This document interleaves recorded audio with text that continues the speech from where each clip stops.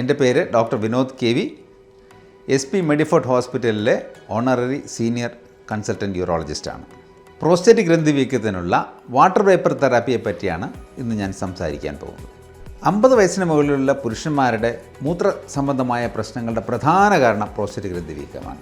ഈ പ്രോസ്റ്റേറ്റ് ഗ്രന്ഥിവീക്കത്തിനുള്ള ഒരു നൂതനമായ ചികിത്സാ സമ്പ്രദായമാണ് വാട്ടർ വേപ്പർ തെറാപ്പി. ലോകമെമ്പാടും പ്രചാരം ലഭിച്ചുകൊണ്ടിരിക്കുന്ന ഒരു പുതിയ ചികിത്സാ സമ്പ്രദായമാണിത്. വീങ്ങിയിരിക്കുന്ന പ്രോസ്റ്റേറ്റ് ഗ്രന്ഥിയിലേക്ക് വളരെ നിയന്ത്രിതമായി വളരെ കൂടുതൽ ചൂടുള്ള നീരാവി കുത്തിവെക്കുകയാണ് ഈ ചികിത്സാ രീതിയിൽ ചെയ്യുന്നത്.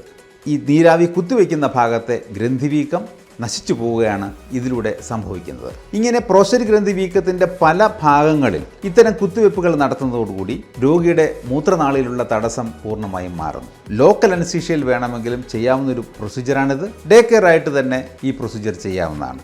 രോഗിക്ക് ചികിത്സയ്ക്ക് ശേഷം വളരെ വേഗം അവരുടെ സാധാരണ ജീവിതത്തിലേക്ക് തിരികെ എത്താം എന്നുള്ളതാണ് ഈ ചികിത്സയുടെ പ്രത്യേകത.